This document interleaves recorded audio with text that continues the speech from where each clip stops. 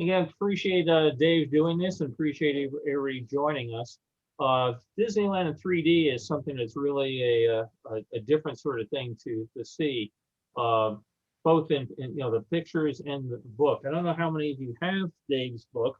I will shamelessly plug it for him because it's just wonderful. I tell you, Dave, I got a real kick of looking through some of it. Some of the pictures, you just feel like you're going to fall through the page and end up on Main Street. Just remarkable. I've been a big 3D enthusiast for years. I bought a realist camera a number of years ago and have a lot of fun with it.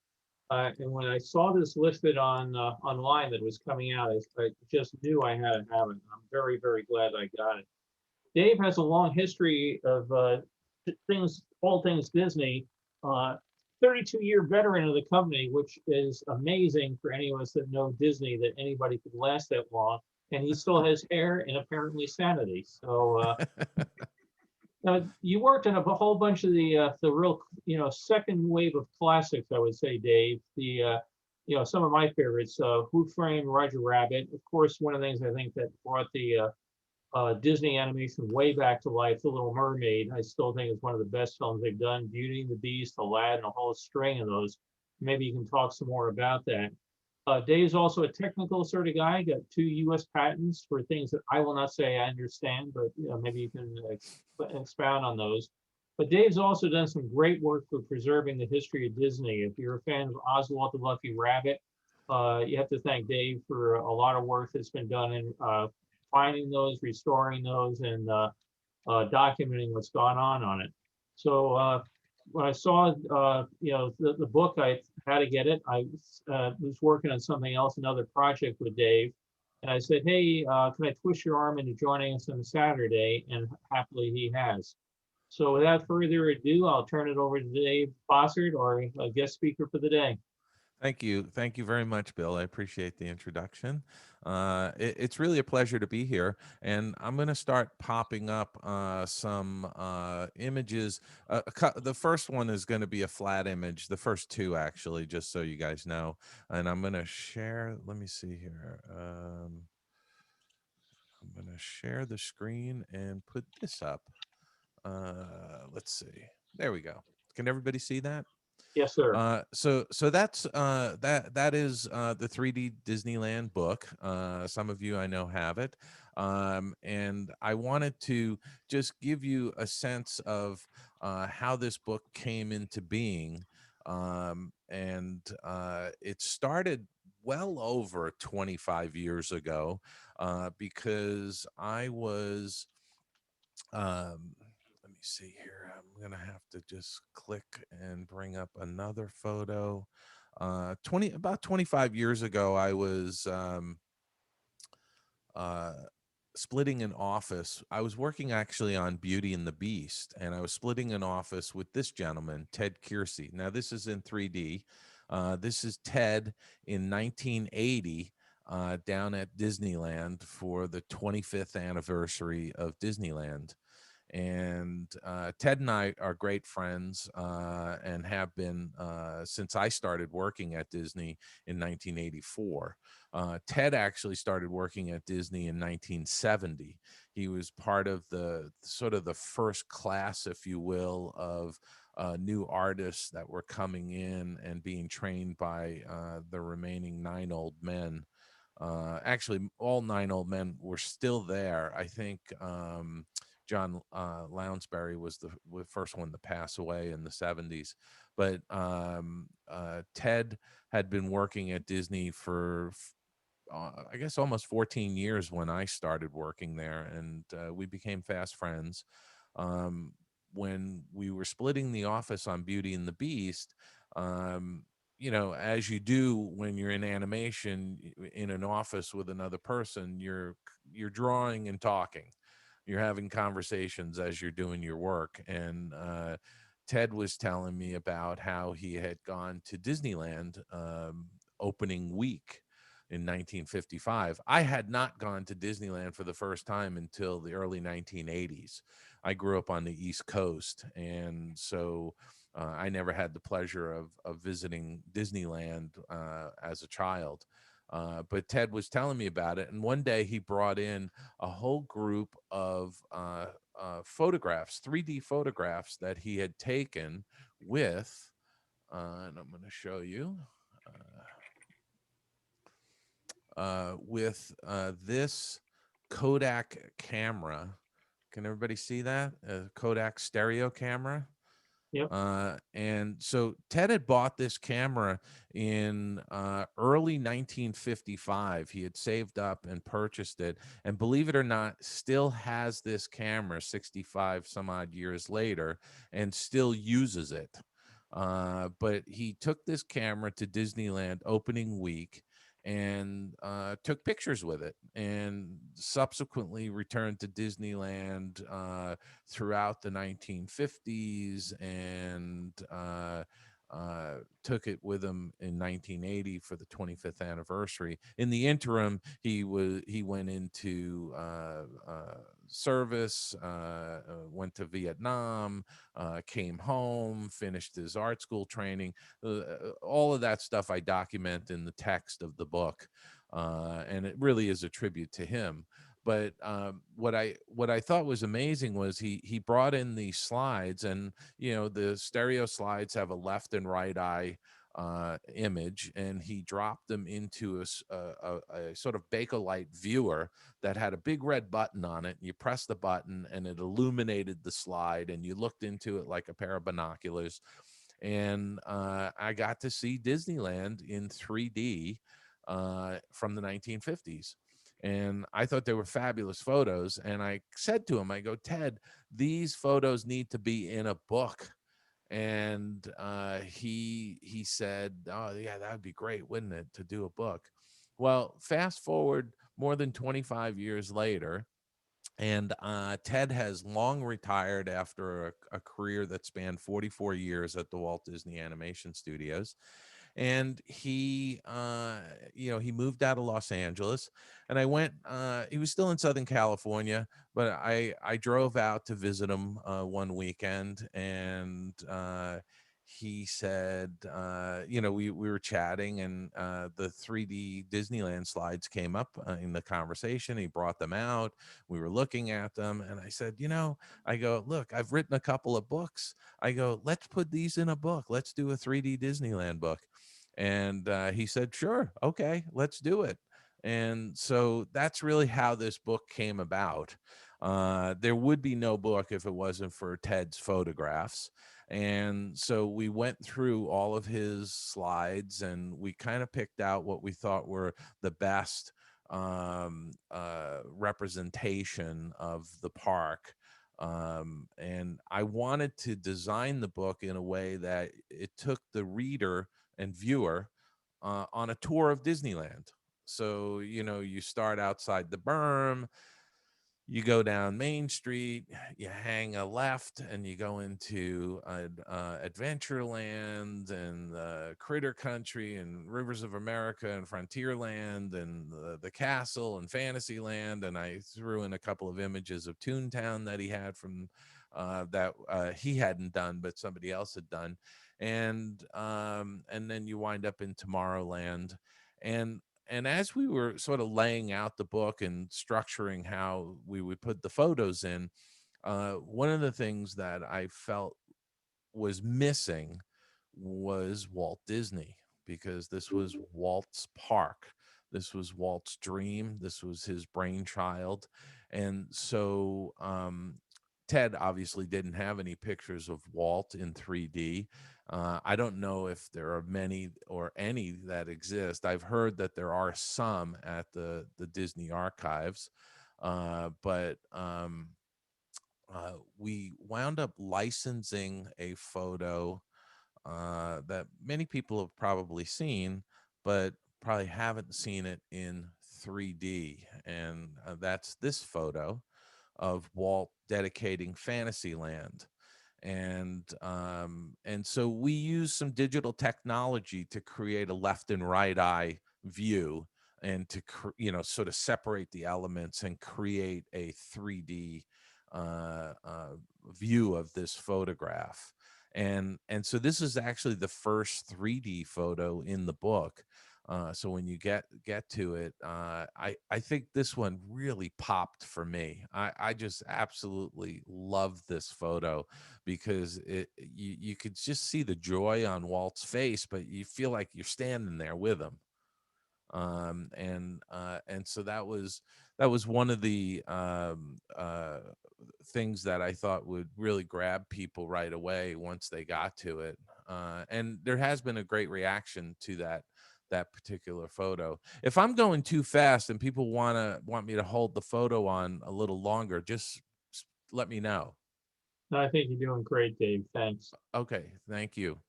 Um, so anyway, I'm not going to show you every single picture, obviously, in the book, but I did pull out some pictures that really sort of astounded me when I first saw them. I mean, I had those wow moments, and this is one of them with the Mark Twain. And I just thought, my gosh, look at the foliage back there, and you don't see anything beyond that berm back there, and it's all fresh, and when you've steeped yourself in the history of how the park got built, you realize that they dug out rivers of America, and they were trying to figure out how it would hold water, because they initially, when they dug it out and tried filling it up, the water just kept absorbing into the ground. And Admiral Fowler, Joe Fowler, wound up having to bring clay in to line the riverbed, essentially, with clay, so it wouldn't keep draining. They had all kinds of issues going on. Opening day, one of the fun little stories was that the cast member who was letting guests onto the riverboat lost count and let on way too many people, and the boat actually jumped off its railing partway around Rivers of America, and they actually had to take guests off the boat into the river and wade to shore, and the river's only about 3 or 4 feet deep, but they had to get people off in order to get the boat back onto its railing, its guide rail. And so I tried to put in some interesting little factoids as part of the captions that went into the book. And again, some people wanted more of that, and it was like, how much do you put in? We were trying to make this an interesting balance of a little bit background on this the photos themselves and the person who took the photos, but I think most people wanted to see the photos as in a presentation that was as good as you could possibly make them. And again, in order to round out the book, we did supplement some photos from another photographer named Patrick Swaney. And Patrick is an interesting person because he's a digital artist who lives over in Minnesota, and he happened to hear me. I was promoting my previous book to this, which was the Kem Weber mid-century furniture designs for the Disney Studios book, and I was on a podcast, and the podcaster asked me, "Hey, what are you working on now?" And I said, "Well, I'm starting work on this 3D Disneyland book," and so it was really kind of fortuitous because as I was completing the text on the 3D Disneyland book, and I was getting all of Ted's slides scanned. Every one of his slides, we had the left and right eye view scanned at 3000 DPI. And then we did some targeting for each eye to do the alignment for the anaglyph. But before I get to that, I want to mention that Patrick reaches out to me just as I'm starting to get all these scanned slides back, all the digital files for the slides back from the company that did all the scanning. And he had reached out with a really nice note saying he listened to this podcast. He heard I was working on a 3D Disneyland book. He's a big 3D fan, and if he could do anything to help me, and I at that point was sort of scratching my head, like, how am I going to present these in a book form? And some, real people who are really into 3D photographs would want me to put the left and right eye view into a book, and then you use a special lenses that will merge those images together. And I felt like that was probably beyond the reach of most people out there. And I wanted this book to be accessible to people. And hence, that's why we put the 3D glasses in. I wanted somebody who, if they got this book as a gift from somebody, they'd open it, pull the glasses out, put the glasses on, and they could see the 3D images.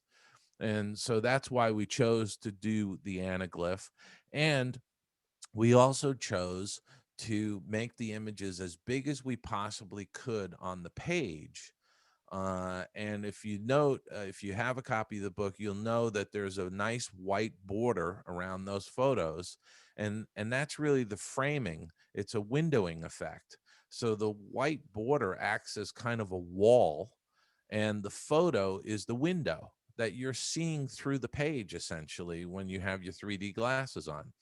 And so I just wanted to mention that as a little background, and I'm going to pop another image up here as I continue to yammer on.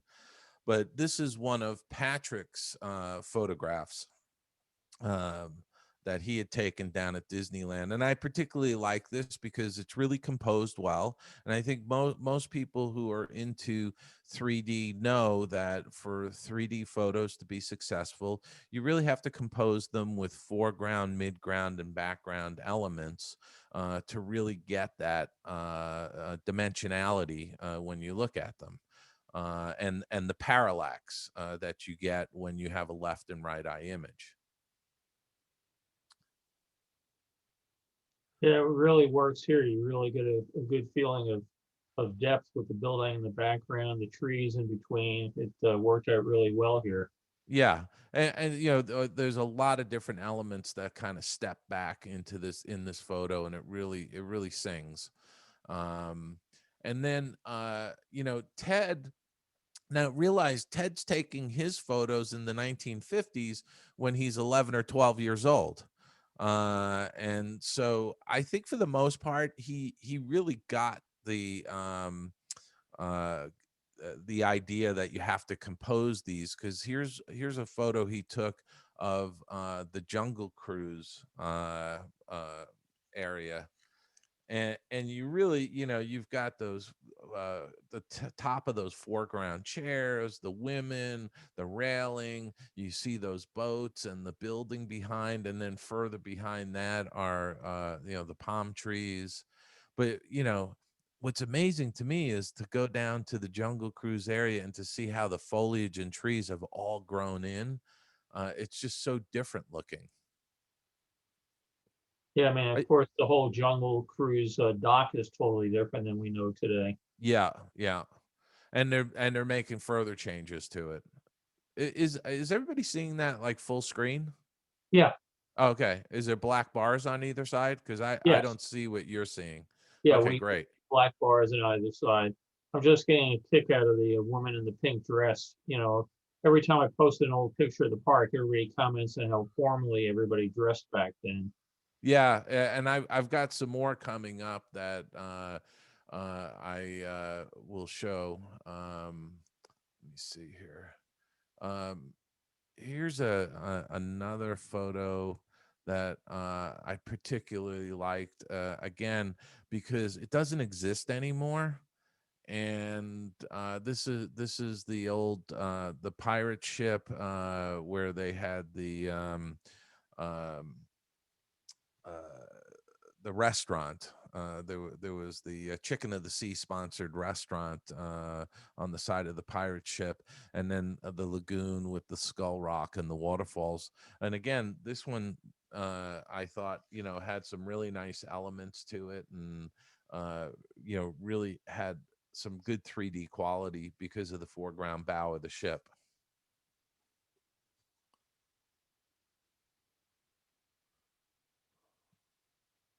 So I'm gonna move on to the next one. Is that okay? Yeah, that's great. Okay. All right. Good. Um, here's an interesting picture that I thought I wanted to show because it's not in the book. It was one that was Bill. It looks like somebody's waiting to get in. Oh, yes, they are. He must Uh, have gotten dropped out. I'll let him back. Here we go. okay.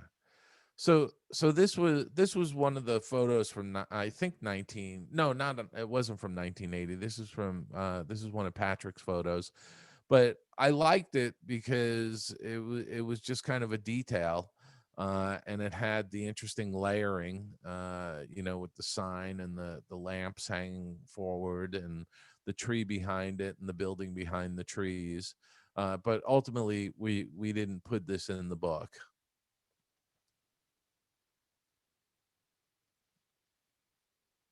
Okay. Very nice. I'm gonna let's see. So these next couple of photos that I'm gonna show are really kind of interesting to me historically. And they weren't the greatest as far as 3D goes, but I really wanted to put these in, and let me pull the first one up here. I wanted to put these in because I thought they were just of historic value. So so this is actually the Railroad Spur. You can see in the lower right how the track is splitting. So the foreground track is the track that runs around the park. The track behind it, where the locomotive is, it is the spur that goes off into the maintenance sheds. Well, this photo is on the if you're standing on Main Street, it's to the left, beyond Critter Country, over in that area behind the berm. Just to give you sort of I guess that would be the northwest corner of the park. And that's where the original train spur was located, and it was a number of years later where the spur was moved over to the northeast corner of the park, where it resides now, where the big maintenance buildings are for the trains and the roundhouse and all of that. But I thought this was amazing, not only because of where the train spur was, but also look at the orange groves behind the berm. And there's like nothing except for a couple of telephone poles sticking up. And I just thought, wow, I mean, how rural was this area in the mid 1950s? Yeah, actually, you and I were talking the other day, things, you don't see today, like transformers stuck on poles and things like that. The whole sight lines were totally different back then. Yeah, absolutely. And then this is the other photo, and I caught a little flack for this one because, it doesn't have as much in the way of uh, the 3D quality that you'd really want and that you see in some of the other photos. Um, it, uh, let's see, you're seeing it, right? Yeah, This is the yellow cars, the yellow passenger cars. This is apparently the lowest point of Rivers of America. And again, you could see some of the maintenance sheds behind the berm, and just everything kind of freshly planted. I think that um, these tripods of wood are either there because they're putting in some fresh planting, or they could be markers for the Indian village that was going to go in. I don't know. Maybe somebody else knows more about it than I do. But this particular photo doesn't have a lot of 3D to it. It is a 3D photo, but it's not composed where there's a lot of foreground, midground, background elements. And so you really don't get the greatest sense of 3D with this picture. In fact, some people felt like it looked a little on the flat 2D side. But I put it in because I felt like, there was a historic quality to it. And so I own that one.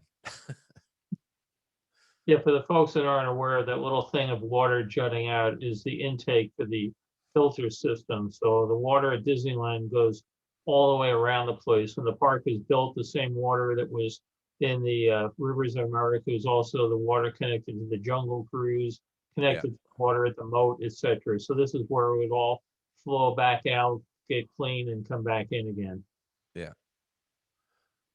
All right. Let me see here. It looks like Greg Embar Yeah, his is phone keeps dropping him on and off. I'll let him uh, back. um okay, I'm going to pull up a couple more photos here. Uh all right. Now I can get you, let's see here.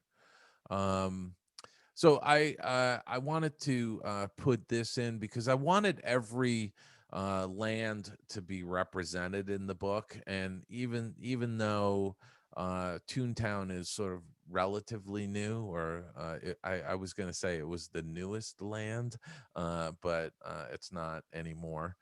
With the addition of Star Wars, but I want to include this photo, and this was one of Patrick's photos, and I just thought it was an incredible photo. I loved this photo.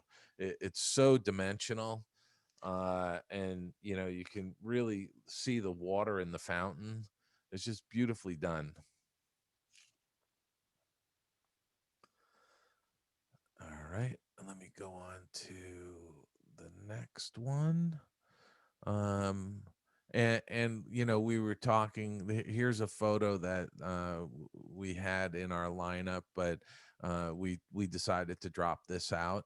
I like it. It's again, it's historical, and I thought it was a good image that could possibly lead us into Tomorrowland, but we ultimately it got squeezed out. But this photo, uh, I just thought, wow, this was just an incredible picture because it really shows. I mean, this is opening week at Disneyland, and just look at how the people are dressed, and again, great 3D from the standpoint that you've got the people in the foreground, you got people in the midground, you've got the clock, tucked behind the clock is the rocket. You got all these elements layered in there, and it really gives a nice 3D quality, and also just, I mean, this, of all the pictures, this one's kind of screams 1950s to me. Are those balloons in the background? Yeah, those were balloons they had up, and there was flags on some of these poles, and again, when you read about how Disneyland was leading up to opening day, I mean, it's miraculous that they got it open, and I think that Tomorrowland was one of those lands that wasn't quite ready when they opened the park. It didn't have a lot of stuff in it.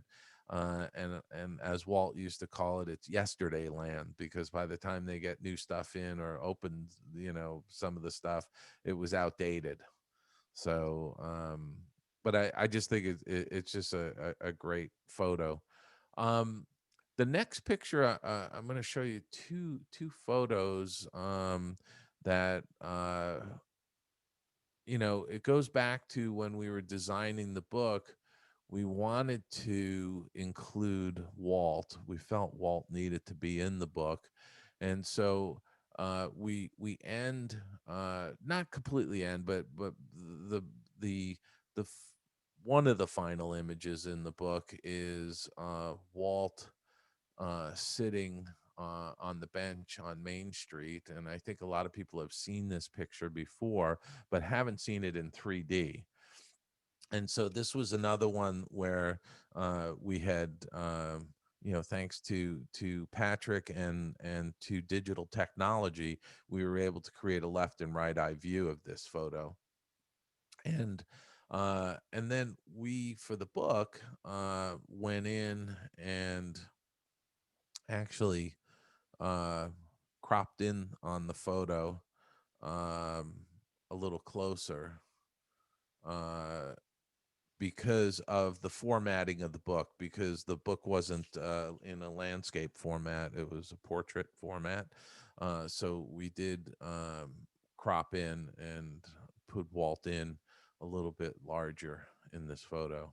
But I love this picture because he's looking up Main Street, and he's in the park, obviously nearly by himself. And I just always, when I look at this picture, I wonder what he's thinking about. I wonder how his mind is going, and is he sitting there saying, I got to do this and I got to do that, and I'm going to get rid of this thing and I'm going to add this new thing, and his mind must have been buzzing. And again, I think this is one of those photos that hasn't been seen very much because can you see my cursor? Yeah. Okay, so right there, there's a cigarette in his hand. Uh, I think he really had to look for it, but I didn't have a problem putting it in. I know some people do, but uh, so that was, that's kind of how we round out the book. If you have the book, there's actually one final photo, and that's because when we got the book all laid out, we had this one page that was blank, and I had a wonderful photo of a guy. I think his name was Orlando, but he was, Trinidad. what was it? Trinidad. Trinidad, that was it. Thank you. Right. Trinidad was a longtime employee at Disneyland, and it was kind of a little tribute to put him in there. But also the fact that the park is known for cleanliness and just being a really nice environment, and part of that is people like Trinidad who are there in the park making sure that it's clean and kept nice for the guests. So it was sort of a double statement, I guess, if you will. Um, any questions so far? Yeah, I was wondering if you could pull up the picture that's on page 25 of the book. That's the boy on the horse-drawn fire carriage. It was probably my favorite in the book, and I thought the 3D effect just popped, but I also just thought the posing of the picture was just wonderful. Okay, so I'm gonna have to. Okay, let me see here. I'm gonna find it really quickly. Um,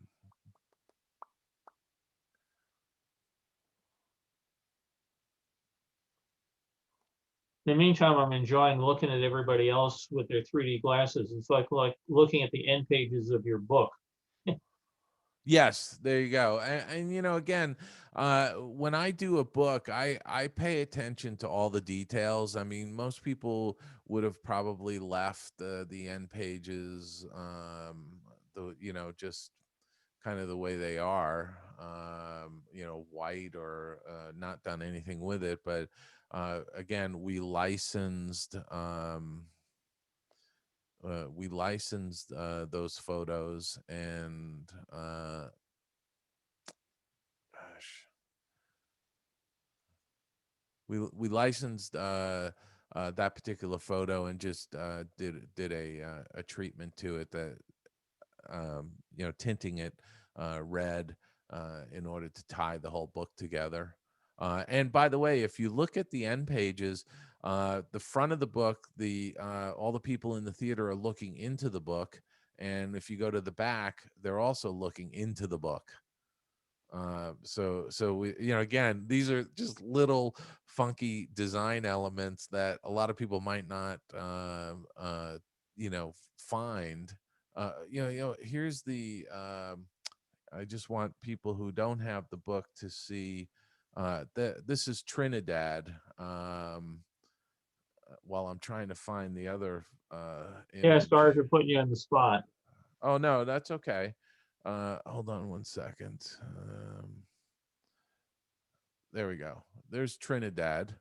And again, I think that it's a celebration of these folks that help, of all these cast members that help make the park what it is.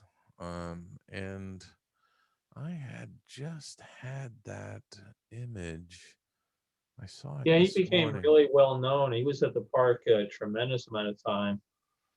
Now, what's he scooping up there? Those are That's the some horse. horse chips.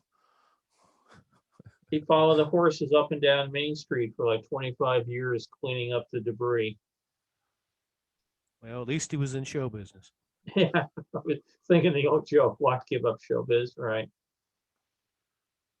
Yeah. Oh boy. Uh,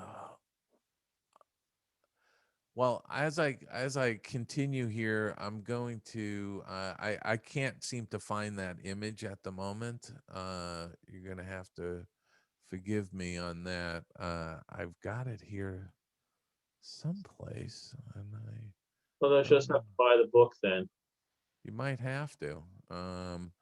But let me just check one more folder here. Was there a lot of dust or color correction, a lot of cleanup that had to be done with these 3D images? Yes. So one of the things I did want to mention was, some of Ted's 3D slides were actually glass slides, and some of them had faded color, and there was also some with the celluloid slides. There was some sort of shrinkage, very minute on on a few of, either a left or a right eye image. So we had to do some work on those, and Patrick used targeting on each image to line the two up to get the anaglyph, if that makes sense. To I know the folks that are into 3D know what that is, but we took a lot of care in trying to get them to be as perfectly aligned as you could, because when you take these left and right eye images and you make an anaglyph, you're tinting one eye cyan and the other eye magenta, and then you're overlaying those together, and then when you pop on the red and blue glasses, it helps bring the 3D image to life. And so the issue with doing anaglyph, for those that aren't that familiar with 3D, is that with color images, it becomes a little bit more difficult for the anaglyph to work. So there is some balancing that you have to do. Anaglyph actually works best with black and white photos. I think most people in 3D would know that. But you can get reasonably good color images with anaglyph, an anaglyph setup. And so, again, I chose for us to do it that way because I wanted it to be accessible to as many people as possible. And let's see. I, Bill, I'm not finding that particular image that you want. And I'm looking. I know I have it someplace, and it's just driving me crazy because Oh, sorry about that. For the I folks that don't have the book handy, oh it's wait, oh, hold on a second. I found it. Got hey, it. great. I'm pulling it up right now because this is one of those things that doesn't exist. Well, the actual fire engine does exist, but it's in the firehouse. But when Disneyland first opened, they actually had two horses pulling this, and they were giving people rides down um, Main Street. Yeah, So I thought this was a great shot because, as you mentioned, it doesn't move anymore. So for most people, you see it, the front of it, you walk by. But this yeah. one with the kid is just, if you see the picture in full size, he's just beaming. He's having a great time. I just thought this was a great example of 3D too. When you're seeing the book, it really just pops at you. Yeah. Okay. So let me dump out of that. And so one of the things Bill and I talked about, because I wasn't going to show all the images in the book, but I was going to share a project that I'm working on right now that isn't going to come out until next year. And let me just put this up. So we're gonna try to do a series of 3D books, and so we want to do 3D national parks next. And I'm gonna share a couple of images with you. And again, part of this is because uh, we were just having such a ball with 3D Disneyland. And by the way, Ted has like another 75 or 80 slides. And then when I was talking with Bill this past week, Bill's got a whole ton of slides. So we're thinking we might do a volume 2 of Disneyland, possibly. But it's a couple years out. And I know people will probably enjoy that, but I did want to show you something that we're in the midst of, and Patrick is working with us on this project, so we're thrilled about that. But here is a picture that many of you might have seen before. This is Teddy Roosevelt, and in the early part of the 20th century, when he was president, he took a long trip by rail out to tour the Western United States. And there's some great stories from this, but this is President Roosevelt, Teddy Roosevelt, on a horse here. And I love this photo because, you know, when you look at this, it's like the horse's head is popping out of the page. I don't know if people can see that, Yeah. but it's really kind of fun. And so this is one of those old stereo card photos. So for the folks that aren't that familiar with 3D, back in the 1800s and the turn of the 20th century, it was very popular for people to have stereo view cards, and they put them out as individuals and in collections and stuff like that. One of the big companies was Keystone, but there was a whole bunch of smaller companies that sent photographers out to take 3D photographs of things that people might not ever be able to go see themselves. And so we've been putting together a collection of these stereo cards and doing high-res scans and cleaning them up and doing all kinds of stuff. This is a great picture here I'm going to pull up of Teddy Roosevelt and John Muir on that trip that Roosevelt took to the Western United States. So this is Yosemite Valley behind Roosevelt and John Muir. Can everybody see that? Hmm. What do you guys think? What does everybody think of these? Do they look good to you? They look good to me. I mean, the scannings are great. The definition, as you said, anaglyph works really well with black and white. You don't end up with the fringing of the colors, that sort of thing. So, Yeah.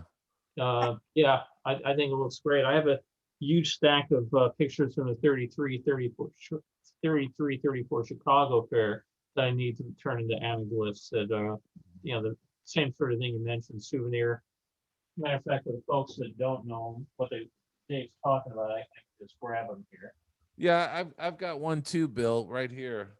You can see here's what these cards look like. Can everybody see that? Yeah.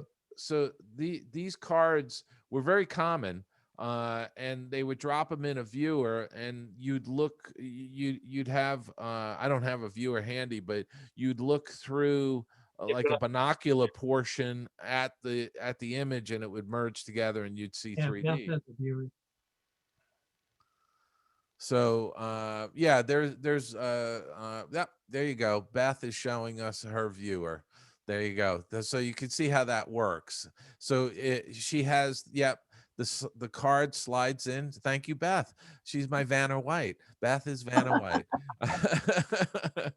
So you get a sense of how that used to work. Well, there's a tremendous amount of these cards out there, and you know, most of these images aren't being seen. Here's another one. This is of Paradise Valley. Can everybody see that? Yep. Yeah. So this is Paradise Valley and the lodge, the inn there. And this was taken in August of 1918. This is Mount Rainier National Park. And again, beautifully composed. You got these tree stumps and trees in the foreground. You can see the lodge and then the mountain in the background. It's really, I just love looking at these photos. Yeah, it makes you feel like you're there, and you don't Yeah, have to worry about the traffic jam to get there. it really does. Let me pull up another one that I particularly liked.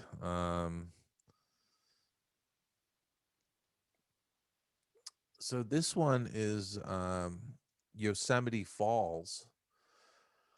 Let me see here. There you go. And I thought this was kind of a neat photo. Again, you know, we got people on horseback in the foreground. That one horse's head was turning quickly as the photo was taken, so it's kind of blurred. And you got those trees behind them, and then the falls in the background. It was just beautiful shots. And again, by the way, these are not completely finished as far as processing goes of what will be in the book, but this is we're in the midst of doing that kind of stuff. So the contrast and you know, brightness and things like that are all going to be adjusted, and there's still some cleanup that's going to be done on some of these.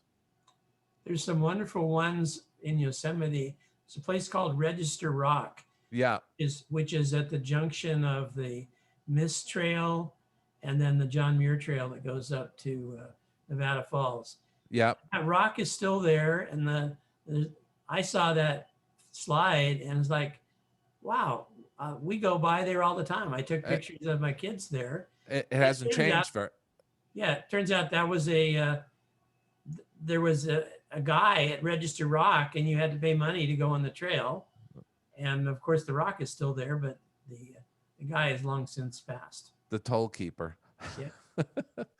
So I love this photo. This is avalanche lilies on Mount Rainier at Mount Rainier National Park, and I just thought this was just a beautiful shot.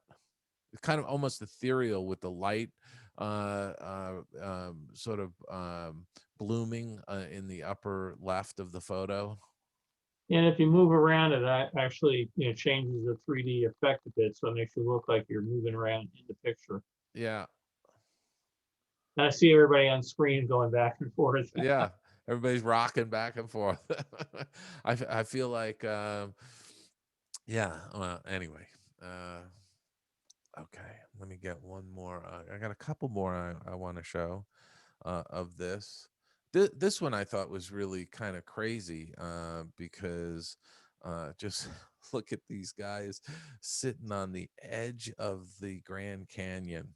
They're a mile above the Colorado River, looking west from Hopi Point at Grand Canyon. Better than me. It's nuts, isn't it? I just watched a video this week the National Park Service did about Yosemite, about staying away from all the edges of things and Yeah. people doing stuff like this. And they were Yeah. talking how many people go over the edge, you know, at the Grand Canyon every year. Oh yeah, trying to take selfies. Yeah. Yeah, it's crazy. So that's all I wanted to show. I hope if anybody has any questions, I was going to just put up a couple more slides real quick. These are shameless plugs. So I wanted to let people know that you can go to my website at davidbossert.com. I'm also on Facebook, Instagram, LinkedIn, Twitter, Goodreads, Patreon.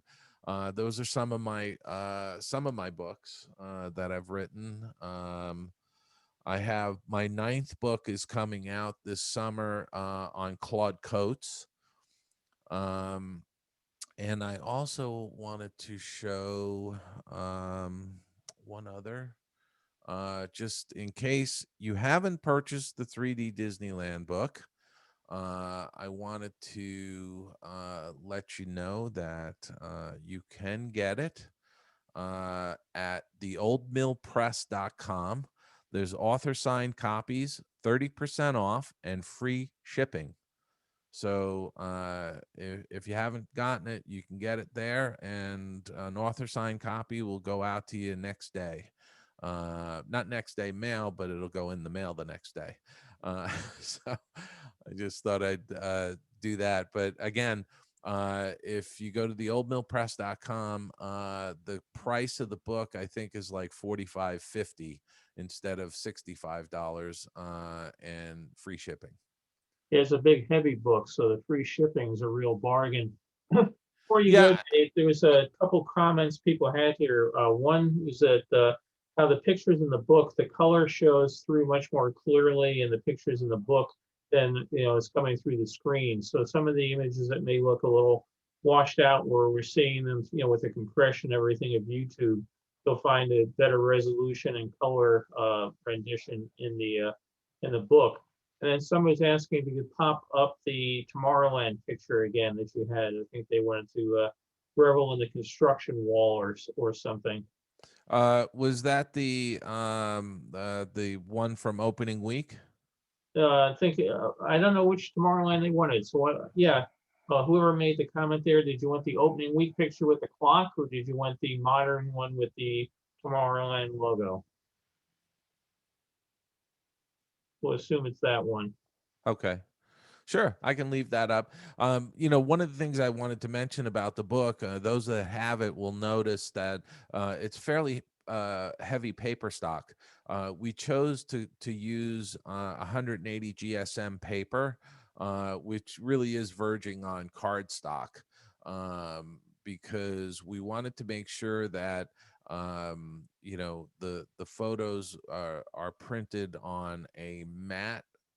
It's a matte white art paper, 180 GSM, and all of the images have a spot varnish on them.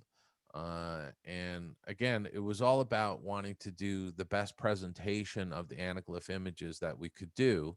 We also chose not to put anything on the back side of each page that has an image on it, because we didn't want anything bleeding through. Also, some people, when they use the book, I've always told people, just have as much light as you can. The more light you have, the better experience as far as the immersive experience goes. And then also, some people find that if they're looking at it on a table and they have the page kind of sticking out on its own, with some light behind it, that's helped them. They've told me it enhances the 3D. I don't know if that's true or not, but again, not having anything on the back side of the page images, we felt was a useful thing to do. Can we have your email address? Yes, I'll give you my email address, only to you guys. Don't write it on any bathroom walls or anything like that. But you can reach me at Bossert, BOSSERT .Dave, DAVE 1313 at gmail.com. Thanks. And you can always you can always reach me through my website, davidbossert.com, as well. There's a contact page there. Other questions or anything? Nobody's muted, so if you have a question, just unmute yourself and speak away. And I have no time constraints. I'm here as long as you guys want to ask me questions, and I enjoy chatting about this and talking about the book. And I see a hand up from Don Lancaster. You're muted. Muted, Don. There you go. There we go. I'm not fast on the unmute button. I'm curious about the process you used to convert to the 3D. Was that something that you had access to? Is it a publicly available piece of software? I'm just curious about that. Yeah, it's actually something that Patrick is the person who did the 3D conversions of those Walt Disney photos for us. Mhm. And I'm not exactly sure if he's using any kind of proprietary software or not. Okay. My feeling is that with some of this stuff, it's about cutting apart an image in Photoshop and then photoshopping in the holes that there's a number of tricks that you can do using some of the existing software packages out there in order to create your left and right eye images. But I will tell you, with the Walt Disney photos, there's a thing called an inflation technique. It's where you can kind of curve parts of the image. So if you're cutting Walt out, you can kind of inflate him, if you will, by mapping him onto some geometry. So Mhm. again, it creates that left and right eye image and allows for that parallax. Here's another question for you here from Rich Herring. And it's interesting. Dave's actually from Long Island, so he might relate to this. Are there Teddy Roosevelt pictures in print or otherwise accessible? I volunteer for the Teddy Roosevelt Council of Boy Scouts in Long Island. There might be some interest in seeing them. So we actually have a number of Teddy Roosevelt Council, the former Nassau County Council people in the call. If folks know it, Dave has actually been to Ontiora. So I actually my mother, I was just visiting my mother a couple of weeks ago. She still lives in Massapequa in Nassau County on Long Island. And I was part of Troop 5, Notorious Troop 5. No, I shouldn't say Notorious Troop 5. I used to call it Gang 5, but but I was actually part of Troop 5. My brother, Phil, was a year older than me. He was an Eagle Scout. I only made it to first class. And we spent many summers going up to the Boy Scout camp in Sullivan County in upstate New York, outside of Albany or near Albany. But as far as Teddy Roosevelt pictures in print, there's tons of Teddy Roosevelt pictures, and obviously Teddy Roosevelt, his home is out in Sag Harbor on Long Island, which is part of the national parks. You can go visit that.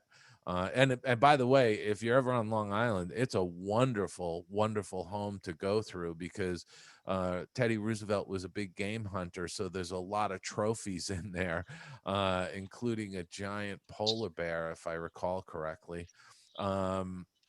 But as far as pictures go, the ones that I showed you, I have a couple of others. I have a picture of Teddy Roosevelt on horseback in front of a rock formation called Liberty Cap, if people are familiar with that. But those are the only photos that I currently have of him in 3D. I hope that answers your question. Yeah, I actually put in the comments, my wife is a huge Teddy Roosevelt fan. We spent all day at his house a couple summers back. So she was really excited to see those 3D pictures. Yeah, and I'm just pulling. If anybody's, yeah, there you go. Look at that, fantastic. Oh yeah, that's the house. Yeah, it's a beautiful, beautiful property to visit. One of the books that I've been reading as far as research goes is I don't know if you could see that, Teddy Roosevelt in California, and it actually happens to have this picture, which is colorized, similar to the one that I showed you earlier with Roosevelt and John Muir. So anyway, cool. I'll look it up for my wife. yeah, and it's kind of an interesting book because there's a lot of his speeches that he made while he was on this trip, and you've got the actual text of all of these, every place he stopped. You know, there was photos taken of him. There's a lot of photos of Teddy Roosevelt in this book, by the way. So a lot of them where he's just on the back of a train giving a speech at a town they stopped in and things like that. Tom Brooks Okay. got his hand, excuse me, hands up. And Tom, I know I owe you an email, so I had a crazy week. But Phil, fire away, Tom. Well, a few things. We were talking about postage, and Bob Hope had a funny line. He said, "Do you know why the price of postage went up?" He says, "It's because the price of storage has gone up." So, and then just for Teddy Roosevelt, I was saying I have that same picture in that book I wrote, and that was a turning point in Roosevelt's life. He was on a mission to be the person to kill the last animal, before it went extinct. So he was traveling, around the world and wanted to be there to kill the last species of a particular antelope or, whatever it was. And Muir convinced him on that trip to do the opposite, that he should be out there trying to save the last animal. So that was a just crucial trip in the history of our world, really, with respect to conservation. Yeah, I mean, And it was the birth of the national park system to some degree. Yeah, I mean, exactly. because he did he put forward the Antiquities Act, I guess it was. Yep. Yeah. And then the other thing is just in Tokyo Disney, they have that big cruise like ship that's all dedicated to Teddy Roosevelt. And it's a Teddy Roosevelt bar. It's the drinks. It's just fabulous. And all the pillars on the bar are all these great big bears. They have showcases with all the Teddy Roosevelt memorabilia in the showcases. The drinks are named after Teddy Roosevelt. It's really amazing when you consider you're in Japan. Yeah. And they did that. So that's all I had. So That's terrific. Terrific. Thank you. Carolyn? Yeah, Teddy, that's why our council renamed itself from Nassau County Council to Teddy Roosevelt, because he was the honorary president of the council. So now we tend to put out all sorts of patches and events and things commemorating. Glenn Barker has got his hand up as well.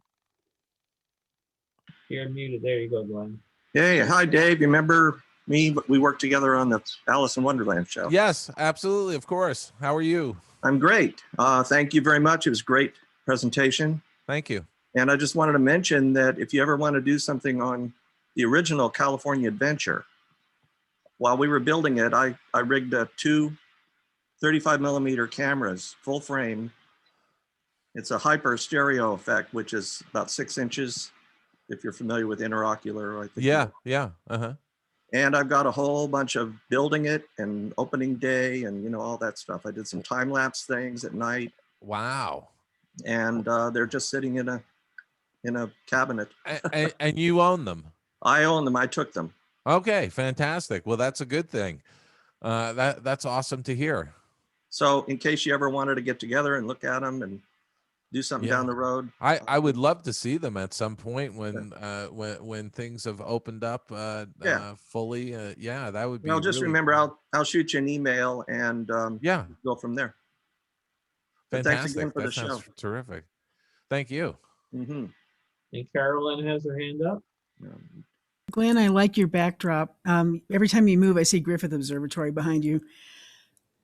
Dave, one of the questions I was going to ask you was in the National Parks books. Several years ago, I was working on a project where we did then and now images of pictures of Yosemite and places like that, and it's particularly the high altitude glaciers where they had 3D images of the glaciers in 1908. I don't remember when they took them, but pretty early on, and then showing them as they are, 10 years ago when I was working on the exhibition. And I'm wondering if you guys are going to include any then and now kinds of images for some of these. Probably not. I've had these conversations. Honestly, it would be, um, I have so many projects listed that I'm going to be busy for years and years to come with projects that I'm doing, because aside from doing the 3D national parks, we also have a 3D World War One in the works as well. And again, it just feels to me like some of these images, these Keystone stereo cards, they're more than 100 years old at this point. It's just, there's several generations of people who have never seen some of these pictures, and some of the stuff that we've put together, we've got about 100 World War One cards that we're in the process of scanning and converting. And it's just this wonderful piece of history that I kind of feel like this format affords us a way of putting it out so that a broader audience can see them.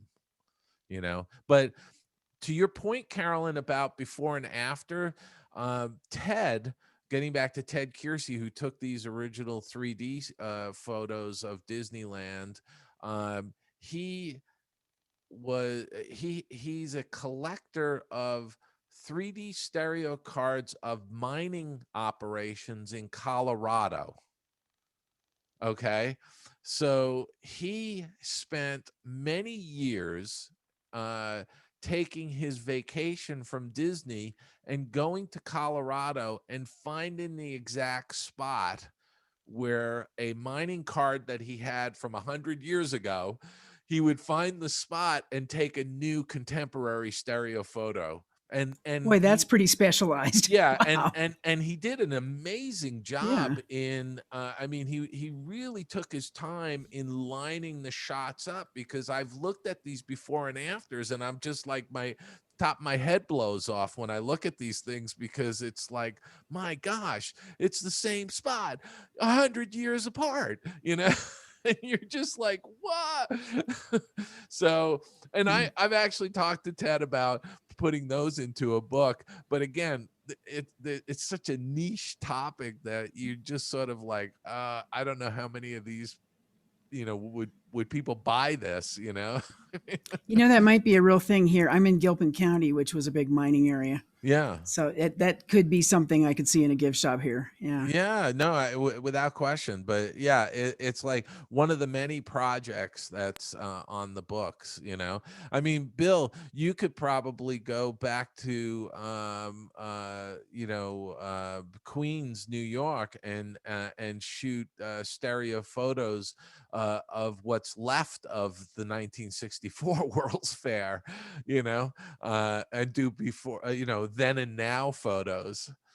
Yeah, actually, in the second book, excuse me, that I did on the fair, I do have a then and now section. It's not in 3D, but we had a tremendous fun trying to figure out, so many things are gone, but you go, wait, here's the bench of the some benches that are still here, and here's where you can see where the light fixtures were drilled down, so I can try to line it all up. So yeah.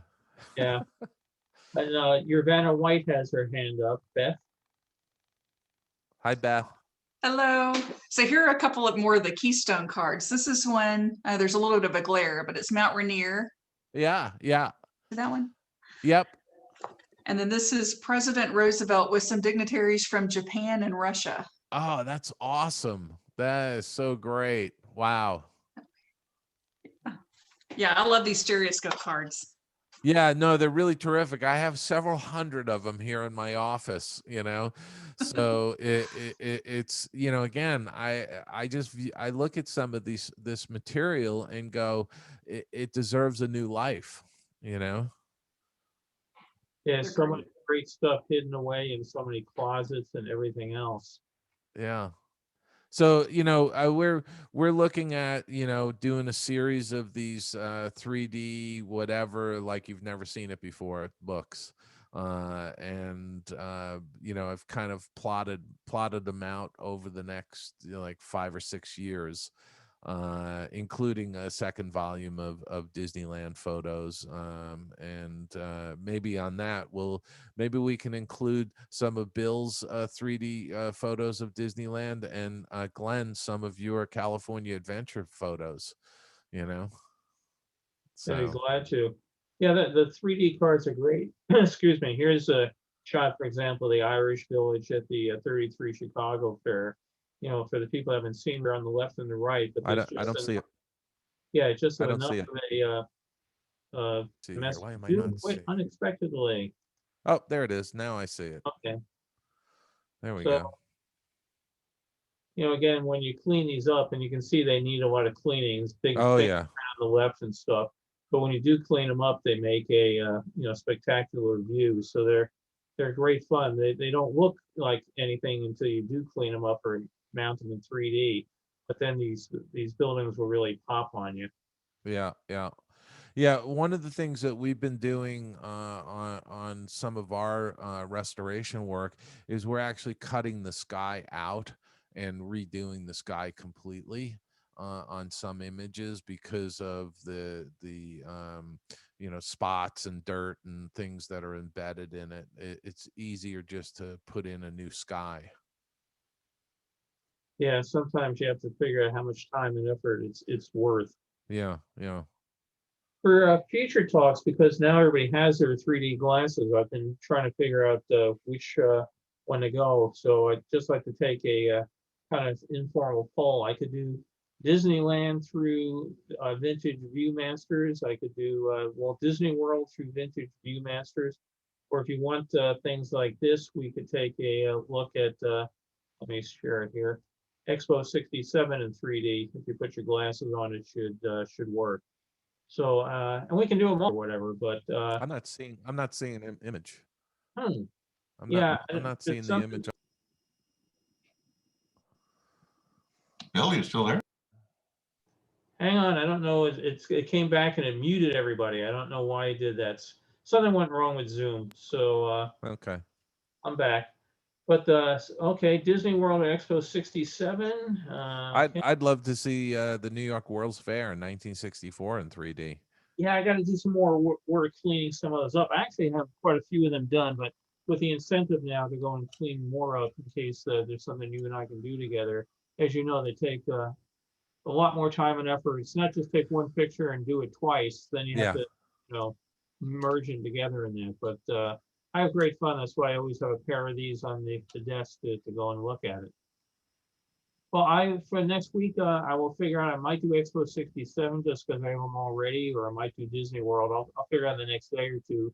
2 weeks from now, Carol will be doing her talk on the Getty. She was originally going to do it next week, but her partner schedule didn't make it available. You're getting a thumbs up from Carlos, Carol. So would you like to tell people what they'll be seeing roughly in 2 weeks? Sorry, I had to unmute myself.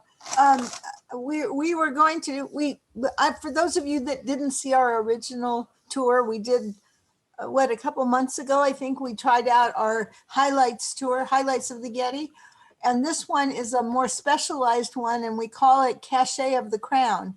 So this is all items. Mr. Getty loved collecting what he called decorative arts, which included tapestries and little pieces, and they all had uses, but they were also beautifully done.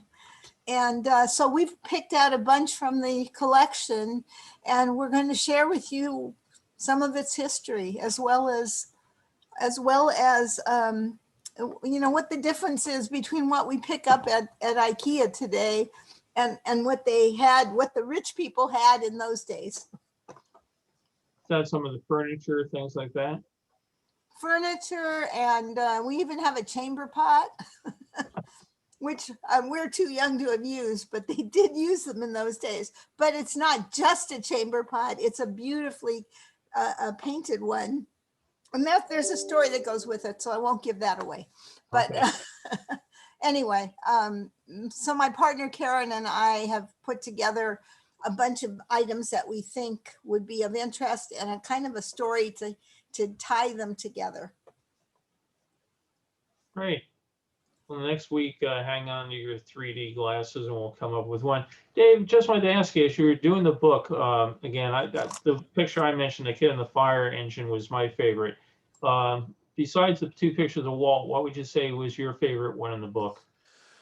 Oh my gosh. I have so many favorites in the book, but I think the one that was just I think when I first saw them with those two train images, where the old spur line used to be, I just, they're not the greatest as far as 3D depth goes, but just from a historic standpoint, I just, always was going, wow, look at all those orange groves back there. And there, it was just such a rural area. And in fact, a lot of people don't even realize it, but the 5 freeway didn't come down to Anaheim until years after the park had opened. The freeway would come down. Other people might probably know exactly where, but it would stop like in Downey or something, and you'd have to get onto just surface streets to get down to Disneyland. So seeing some of those kinds of photos where it's just it really sinks in how undeveloped that whole area was, and that it really was just all orange groves down there, hence Orange It just County. down there could be a 2-hour journey, and then we have the freeways now, and it's become a 3-hour journey. Exactly. Yeah, well, we could. I really appreciate you doing this, Dave. And if we could get you back someday, I'd love for you to go off and educate people more on Oswald. I've been so glad to see, after being in obscurity all those years, that he's back with us again, both on the screen, and sometimes he makes appearances at the park and stuff. Yeah, I mean, I'd be happy to talk about Oswald the Lucky Rabbit. In fact, I have some of the lost films I could show. They're only 6-7 minutes long, and I also have the short clip of one of the shorts that surfaced in Japan just a few years ago. And the gentleman who had the film had purchased it in the early 1950s, and it had a Mickey Mouse title card on it. And it was because of my book that he was able to identify it as being a piece of an Oswald short. And he wasn't 100% sure either, but he thought it was, and they reached out to me, and I authenticated it based on all the information that I had, researched on all of those original 26 Walt Disney shorts with Oswald the Lucky Rabbit. So I can show that. There's a whole bunch of stuff I can show. I can show some restored versions of some of those lost cartoons. So if you guys are interested, I'm always happy to talk Oswald. Oh, we'd love it. Dave showed some of these. We had a screening at this Disney studio. We're in the new animation building for members of a historical group that we both belong to.